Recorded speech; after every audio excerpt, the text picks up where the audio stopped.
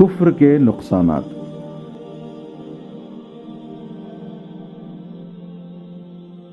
کفر ایک جہالت ہے، بلکہ اصلی جہالت کفر ہی ہے۔ اس سے بڑھ کر اور کیا جہالت ہو سکتی ہے کہ انسان اللہ سے نا واقف ہو۔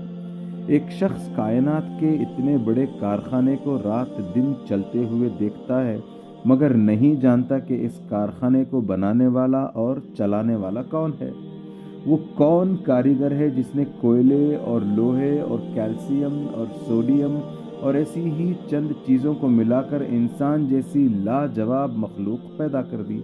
ایک شخص دنیا میں ہر طرف ایسی چیزیں اور ایسے کام دیکھتا ہے جس میں بے نظیر انجینئری، ریاضی دانی، کیمیا دانی اور ساری دانائیوں کے کمالات نظر آتے ہیں، مگر وہ نہیں جانتا کہ وہ علم اور حکمت اور دانش والی ہستی کون سی ہے جس نے کائنات میں یہ سارے کام انجام دیے ہیں، جس کو علم کا پہلا سرا ملا ہی نہ ہو۔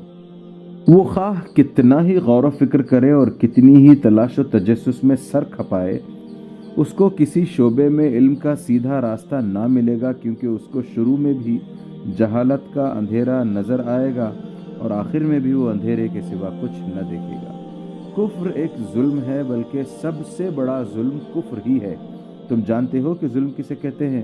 ظلم یہ ہے کہ کسی چیز سے اس کی طبیعت اور فطرت کے خلاف زبردستی کام لیا جائے۔ تم کو معلوم ہو چکا ہے کہ دنیا میں جتنی چیزیں ہیں سب اللہ کی تابع فرمان ہیں، اور ان کی فطرت ہی اسلام یعنی قانون خداوندی کی اطاعت ہے۔ خود انسان کو حکومت کرنے کا تھوڑا سا اختیار تو ضرور دیا ہے، مگر ہر چیز کی فطرت یہ چاہتی ہے کہ اس سے خدا کی مرضی کے مطابق کام لیا جائے۔ لیکن جو شخص کفر کرتا ہے وہ ان سب چیزوں سے ان کی فطرت کے خلاف کام لیتا ہے۔ وہ اپنے دل میں دوسروں کی بزرگی اور محبت اور خوف کے بت بٹھاتا ہے، حالانکہ دل کی فطرت یہ چاہتی ہے کہ اس میں خدا کی بزرگی اور محبت اور خوف ہو۔ وہ اپنے اعضاء سے اور دنیا کی ان سب چیزوں سے جو اس کے اختیار میں ہیں خدا کی مرضی کے خلاف کام لیتا ہے، حالانکہ ہر چیز کی طبیعت یہ چاہتی ہے کہ اس سے قانون خداوندی کے مطابق کام لیا جائے۔ بتاؤ ایسے شخص سے بڑھ کر اور ظالم کون ہوگا جو اپنی زندگی میں ہر وقت ہر چیز پر حتیٰ کہ خود اپنے وجود پر بھی ظلم کرتا رہے۔ کفر صرف ظلم ہی نہیں، بغاوت اور ناشکری اور نمک حرامی بھی ہے۔ ذرا غور کرو، انسان کے پاس خود اپنی کیا چیز ہے؟ اپنے دماغ کو اس نے پیدا کیا ہے یا خدا نے؟ اپنے دل، اپنی آنکھوں اور اپنی زبان اور اپنے ہاتھ پاؤں اور اپنے تمام اعضاء کا وہ خود خالق ہے یا خدا؟ اس کے گرد و پیش جتنی چیزیں ہیں ان کو پیدا کرنے والا خود انسان ہے یا خدا؟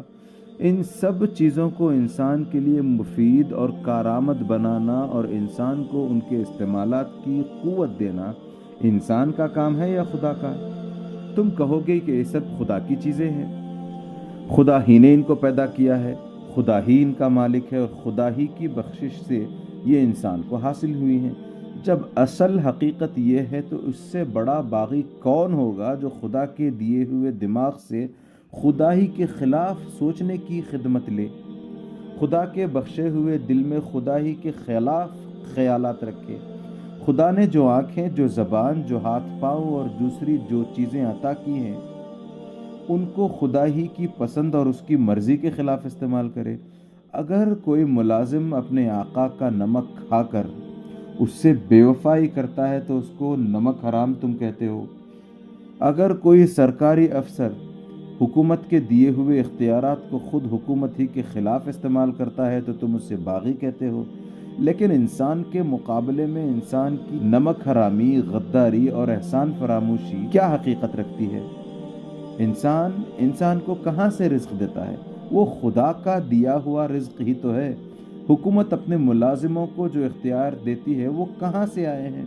خدا ہی نے تو اس کو فرما روائی کی طاقت دی ہے۔ کوئی احسان کرنے والا شخص کسی دوسرے شخص پر احسان کہاں سے کرتا ہے؟ سب کچھ خدا ہی کا تو بخشا ہوا ہے۔ انسان پر سب سے بڑا حق اس کے ماں باپ کا ہے، مگر ماں اور باپ کے دل میں اولاد کے لیے محبت کس نے پیدا کی؟ ماں کے سینے میں دودھ کس نے اتارا؟ باپ کے دل میں یہ بات کس نے ڈالی کہ اپنے گاڑھے پسینے کی کمائی گوشت پوست کے ایک بیکار لوتڑے پر خوشی خوشی لٹا دے اور اس کی پرورش اور تعلیم و تربیت میں اپنا وقت، اپنی دولت، اپنی آسائش سب کچھ قربان کر دے۔ اب بتاؤ کہ جو خدا انسان کا اصلی محسن ہے، حقیقی بادشاہ ہے، سب سے بڑا پروردگار ہے، اگر اسی کے ساتھ انسان کفر کرے، اس کو خدا نہ مانے، اس کی بندگی سے انکار کرے اور اس کی اطاعت سے منہ موڑے، تو یہ کیسی سخت بغاوت ہے، کتنی بڑی احسان فراموشی اور نمک حرامی ہے۔ کہیں یہ نہ سمجھ لینا کہ کفر سے انسان خدا کا کچھ بگاڑتا ہے۔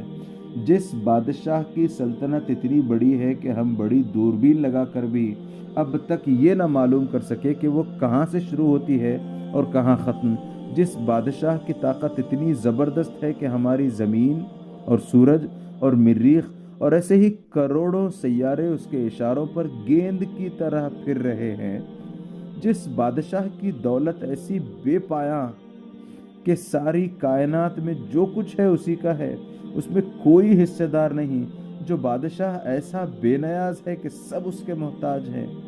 بھلا انسان کی کیا ہستی ہے کہ اس کے ماننے یا نہ ماننے سے ایسے بادشاہ کو کوئی نقصان بھی ہو۔ اس سے کفر اور سرکشی اختیار کر کے انسان اس کا کچھ نہیں بگاڑتا، بلکہ خود اپنی تباہی کا سامان کرتا ہے۔ کفر اور نافرمانی کا لازمی نتیجہ یہ ہے کہ انسان ہمیشہ کے لیے ناکام اور نامراد ہو جائے۔ ایسے شخص کو علم کا سیدھا راستہ کبھی نہ مل سکے گا، کیونکہ جو علم خود اپنے خالق کو نہ جانے وہ کس چیز کو صحیح طرح جان سکتا ہے۔ اس کی عقل ہمیشہ ٹیڑھے راستے پر چلے گی، کیونکہ جو عقل خود اپنے بنانے والے کو پہچاننے میں غلطی کرے اور کس چیز کو وہ صحیح سمجھ سکتی ہے۔ وہ اپنی زندگی کے سارے معاملات میں ٹھوکریں اور اس پر پھر ٹھوکریں کھائے گا۔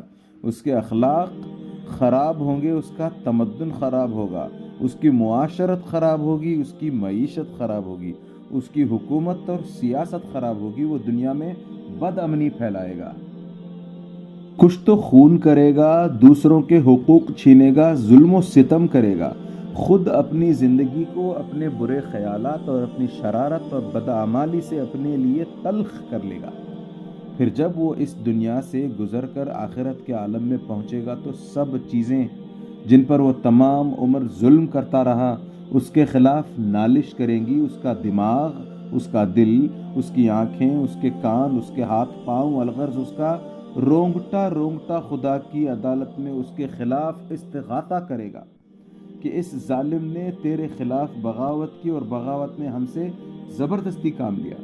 وہ زمین جس پر وہ نافرمانی کے ساتھ چلا اور بسا، وہ رزق جس کو اس نے ناجائز طریقوں سے کمایا، اور وہ دولت جو حرام سے آئی اور حرام پر خرچ کی گئی، وہ سب چیزیں جن پر اس نے باغی بن کر غاصبانہ تصرف کیا، وہ سب آلات و اسباب جن سے اس نے بغاوت میں کام لیا، اس کے مقابلے میں فریادی بن کر آئیں گے، اور خدا جو حقیقی منصف ہے ان مظلوموں کی داد رسی میں اس باغی کو ذلت کی سزا دے گا۔